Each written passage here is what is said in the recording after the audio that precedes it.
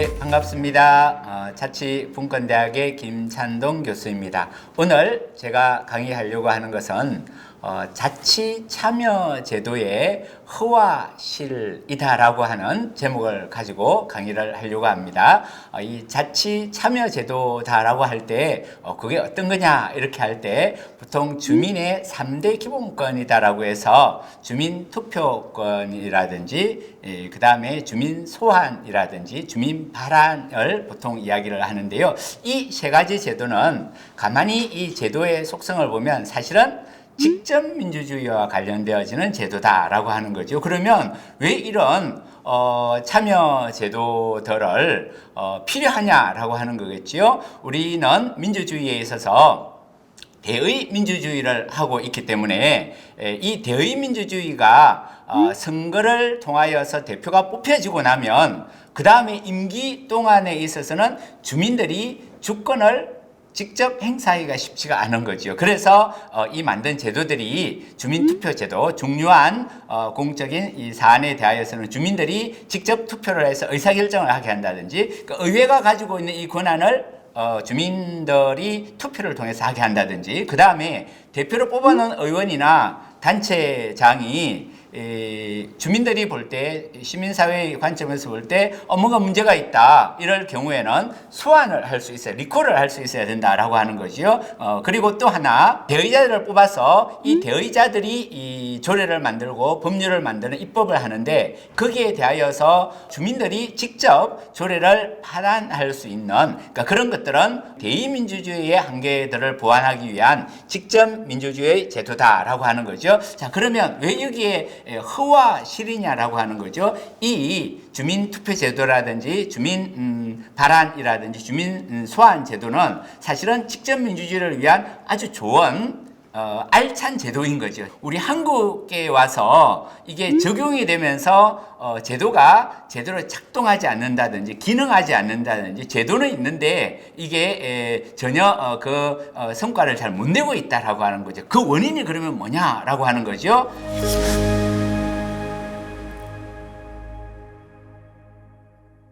주민투표제 같은 경우에 구체적으로 조금 이렇게 설명을 드려봅니다. 그래서 주민이 자신의 지역 현안에 대해서 직접 투표를 결정한다라고 하는 것으로서 대표적인 것으로 서울시에 있어서 무상급식 제도에 대하여 어떻게 할 거냐에 대해서 주민투표를 했던 거죠. 이때 3분의 1이 기본적으로 투표를 해야 되는데 그걸 안 하면 개표를 못한다는 조건이 있어서 이게 개표도 못하고 예산이 그때 아마 수십억이 들어갔는데 이 제도가 무력화가 된 거죠. 그래서 주민투표 제도라고 하는 직접 민주주의에 좋은 제도가 있지만 사실은 이런 개표 요건으로서의 3분의 1을 하는 게 독소 조항이 되어져서 제도가 기능하지 못하는 문제도 되는 거죠. 또 하나 이런 문제가 있다라고 하는 거죠. 투표에 불참하자라고 하는 운동을 현재는 할 수 있도록 되어 있는데 이런 부분들이 못하게 해야 이 제도가 제대로 기능할 수 있지 않겠나. 그래서 제도 보완이 있어야 되겠다라고 하는 거죠. 그래서 이 주민투표 제도에 대해서 잠깐 말씀을 드렸고요. 그 다음에 주민조례 발안 같은 경우에는 주민이 직접 법률 개정안이나 조례 개정안에 대하여서 직접 제출할 수 있는 제도인데 현재는 직접 제출하기보다는 청구하는 이런 구조로 되어 있는 거죠. 근데 이게 이번 지방자치법이 개정이 되기 전에는 예를 들면 하동군 같은 경우에 친환경 급식 조례를 청구를 했는데 이게 단체장이 거부를 하는 경우들이 있었다라고 하는 거죠. 그리고 또 지방의회가 임기가 만료가 되면서 폐기가 된다든지 그래서 조례 발안 제도들이 심의를 미루게 되면 주민은 어쩔 수가 없는 상황이 되더라. 그래서 주민들이 이제는 주권을 가지고 직접 발안할 수 있는 이런 제도가 만들어진 거지요. 그래서 2000년부터 이렇게 보면 주로 많이 활발하게 이 제도가 활용이 됐던 것은 2003년도에서 2005년도 사이에 학교 급식 지원 조례 청구와 관련하여서 굉장히 많이 되어졌다라고 하는 거죠. 그리고 지방의회에 가결이 된 것은 121건으로 한 49% 정도가 되어 있고 부결이 된 것은 한 34건 13% 정도 되고 그 다음에 각하 철회 폐기된 것들이 한 91건 정도가 되어져서 조례안을 주민들이 이렇게 청구하고 발안하고 이렇게 했지만 이게 기본적으로 양적으로 너무 적다. 그리고 내용도 특정한 내용에 편중이 되어 있다 하는 문제가 있더라라고 하는 거죠. 그래서 이런 제도에 있어서의 허가 있더라라고 하는 것이죠. 그 다음에 주민 소환 제도를 이렇게 보면 단체장이라든지 의원이라든지 선거직 공무원이 그 직을 수행하는 데 있어서 문제가 있을 때 이거를 임기 중에 주민 투표를 통하여서 해직시킬 수 있는 제도인 거지요. 최근에 뭐 경남도지사라든지 제주지사라든지 이런 소환 시도들도 있었는데 여기도 역시 투표율이 3분의 1이 되지 않으면 개표를 하지 않도록 되어 있다라고 하는 거죠. 그런 엄격한 조항이 있다 보니까 실제로 이 주민 소환을 통하여서 소환된 경우는 하남시에 대한 의원 2명에 대한 것만 소환이 되고 그 외에는 투표율 조건이 충족되지 않아 가지고 다 이 제도가 제대로 작동하지 못했다. 이 제도가 활성화되려고 하면 아무튼 투표율과 개표율에 대한 조건들이 완화가 돼야 된다. 하남시 사례를 잘 들여다보면 광역 화장장을 건설을 하겠다라고 하는 거였거든요. 주민들의 입장에서는 아니 우리 지역에 화장장이 들어온다는데 좋아할 사람이 없잖아요. 그래서 기초의원, 시장 이렇게 다 소환을 했는데 시장과 시의원 한 사람은 3분의 1 투표를 미충족이가 소환이 무산이 됐고 두 사람만 소환이 됐는데 재밌는 게요. 이 소환된 비율을 찬성 비율을 보면 91.7%하고 83%로 두 사람이 소환이 됐거든요. 그러면 무슨 문제가 생기냐면 투표하러 가는 사람은 소환하러 가는 사람이잖아요. 그러면 그 관련된 사람이 있는 경우에는 투표하러 갔다가도 눈치가 보여가지고 투표를 못하는 경우가 생길 수가 있는 거고 투표하러 가는 것 자체가 의원들에 대한 반대하는 거기 때문에 지역사회에서 안면이 있거나 이런 경우는 쉽지가 않은 경우가 생긴다는 거예요. 이거는 비밀 투표 원칙이 어긋난다는 거죠. 그래서 나중에 개선 방안으로서 이걸 우편 투표를 해야 된다든지 그 다음에 전자투표나 모바일 투표를 해야 되는 거 아니냐. 그래야 이게 헌법에 분명히 투표는 비밀 투표하게 되어 있는데 이렇게 제도가 되어 있는 것은 위헌이다. 이런 문제 제기도 하게 된다는 것이죠. 그래서 내용들을 한번 보면 소환 내용들은 혐오 시설에 대한 게 27건, 갈등, 개발 갈등에 대한 게 22건, 예산 갈등에 대한 게 17건 이런 거라든지 그 다음에 또 어떤 경우는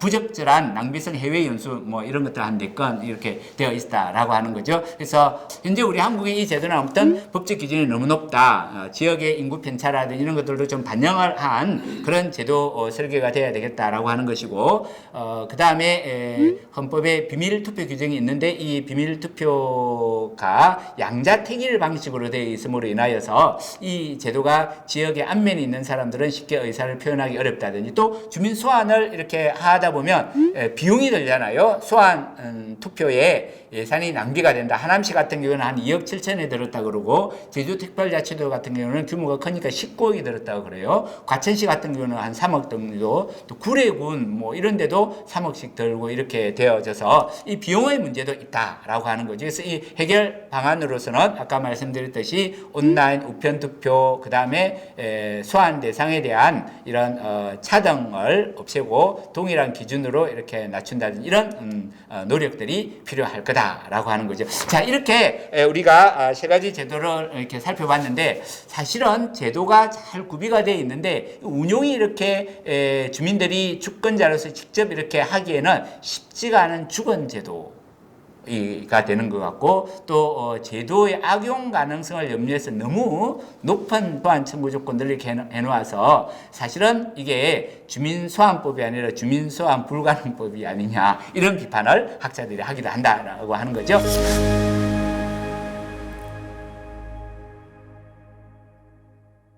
좋은 주민자치, 지방자치라고 하는 것은 지역의 주인이 그 땅에 살면서 자기의 터전과 권리를 지킬 수 있어야 된다라고 하는 거죠. 그런 의미에서 이런 직접 민주주의 제도는 주민이 정부를 통제할 수 있어야 그리고 정부가 주민에 대하여 책임감을 질 수 있도록 되어져야 된다는 거죠. 그렇게 되려고 하면 주민이 지방정부를 적극적으로 참여해서 감시하기도 하고 그 참여와 하는 과정을 통하여서 얻은 이런 지식과 경험을 가지고 자치 역량이 향상이 되어진다라고 하는 거죠. 그렇게 되어질 때 단체장의 독선이라든지 직권남용이라든지 부정부패라든지 이런 문제들을 해결할 수가 있고 또 주민이 자신의 권리를 확보하고 해결책을 찾을 수 있다라고 하는 거지요. 사실은 모든 제도들은 순기능도 있고 역기능이 있다라고 하는 것이지요. 그래서 주민 소환이라고 하는 것이 직접민주주의의 아주 좋은 제도인데 이게 너무 남용이 되어져서 선거를 통하여서 대표를 뽑아놨는데 선거 패배에 대한 보복이라든지 이해관계 때문에 악용될 가능성이 있다. 그래서 우리가 이 제도를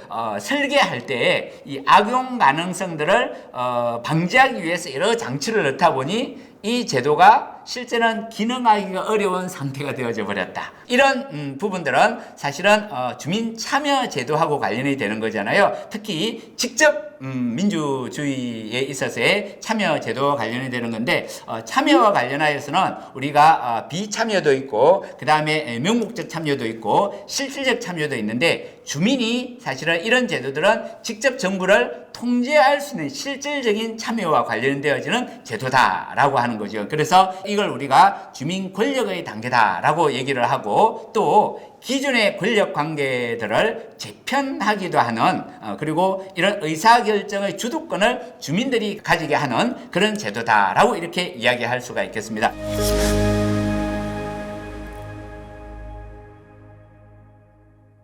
이번 지방자치법이 전부 개정이 되었잖아요. 그래서 2022년부터 해서 지방자치법의 패러다임이 크게 바뀐다라고 하는 것 중에 중요한 게 참여제도에 관련하여서 근본적인 변화가 있었다라고 하는 거죠. 왜냐하면 지방자치법 제1조에 목적이 나와 있는데 여기에는 그전에 지방자치법은 단체들, 지방자치의 단체들과 국가와의 관계를 규정한다든지 이런 걸 위하여서 자치법이 있다라고 했는데 이번에 지방자치법에 있어서는 목적 규정에 주민 참여 규정이 들어가 있다라고 하는 거죠. 그러면 구체적인 법 조문에 있어서도 참여에 대한 새로운 제도나 좀 더 나은 제도들이 많이 들어갔을 거다라고 하는 거 우리가 예상을 할 수 있겠죠. 대표적으로 17조에 보면 주민 참여권이 강화가 되어져서 어떤 내용이 있냐면 주민의 생활에 영향을 미치는 정책 결정이라든지 집행 과정에 참여할 권리를 줬다라고 이렇게 되어 있어요. 그럼 이게 구체적으로 어떻게 되어야 되는 거냐? 과연 현재처럼 시군구 평균 한 20만 되는데 주민들이 그 하나하나의 정책 결정이나 집행 과정에 어떻게 참여하지? 여기에 대한 디테일은 또 새롭게 제도들이 만들어져야 되겠지요. 그 전에 주민들의 권리는요, 어떻게 보면 수동적이었어요. 이런 주민자치단체들의 재산이나 공공시설을 이용하는 것. 이라든지 그 다음에 혜택을 균등하게 받을 권리라든지 그 다음에 선거에 참여하는 이 정도의 참여밖에 인정이 안 되었다라고 하는 거죠. 그래서 이번에는 이런 주민 참여권의 강화 17조가 조문화되었다라고 하는 것은 굉장히 큰 변화다라고 하는 것이고요. 두 번째 19조에 보면 주민조례 발안제라고 도입이 처음으로 도입이 된 거예요. 이건 뭐냐면 의회에다가 직접 주민들이 조례를 개정이나 개폐하는 것을 청구할 수 있는 그런 조문이 들어간 거죠. 그전에는 이것이 의회에다가 하는 것이 아니라 단체장에게 개폐를 청구하도록 했던 거죠. 그렇게 했는데 그러면 단체장이 주민들의 뜻이니까 그냥 그대로 의회에다가 조례를 제안을 하면 되는데 단체장이 이거를 약간 변경한다든지 아니 하고 싶지 않다든지 해가지고 거부된 경우들이 많았다라고 하는 거지. 그래서 이번에 19조가 새롭게 만들어진 거고 또 하나 21조에 보면 주민감사 청구를 이렇게 할 때 그 인원들을 하향 조정을 했다. 예를 들면 시도 같은 경우는 300명 그 다음에 50만 이상의 대도시는 200명, 시군구에는 150명이라고 해서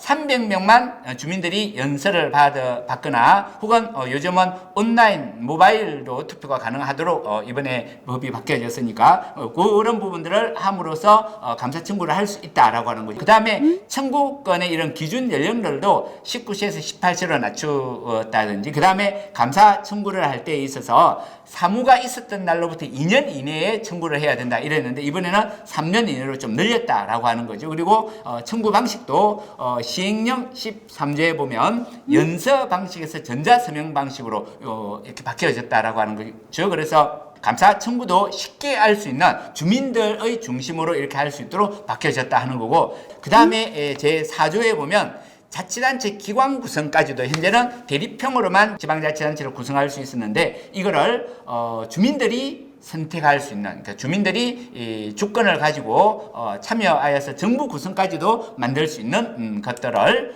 이번 지방자치법 정부 개정에서 도입이 되어졌다라고 하는 거죠. 그런 의미에서는 참여가 이제는 좀 더 효과 있게 될 수 있는 가능성은 열렸다라고 하는 거죠. 그러나 과연 이런 정도의 제도를 가지고 정말 지방자치에 있어서 직접 민주주의가 가능할 거냐라고 하는 것은 제가 모두에 말씀드렸듯이 쉽지 않을 수도 있다. 여전히 허장식에 불과할 수 있겠다라고 하는 거죠. 자치분권에 이렇게 관심을 가지고 이렇게 공부를 하시는 분들께서 21세기 우리 한국 사회가 경제적인 이 선진국뿐만 아니라 또 민주적인 선진국, 또 주민들 한 사람 한 사람들이 삶의 영역에 있어서 주권자로서 살아가는 모습을 만들어갈 수 있지 않을까 하는 생각이 들고, 그게 21세기 인류 문명에도 뭔가 우리 한국이 기여할 수 있는 것이지 않나 하는 생각을 한번 해봅니다. 이상입니다. 수고 많으셨습니다.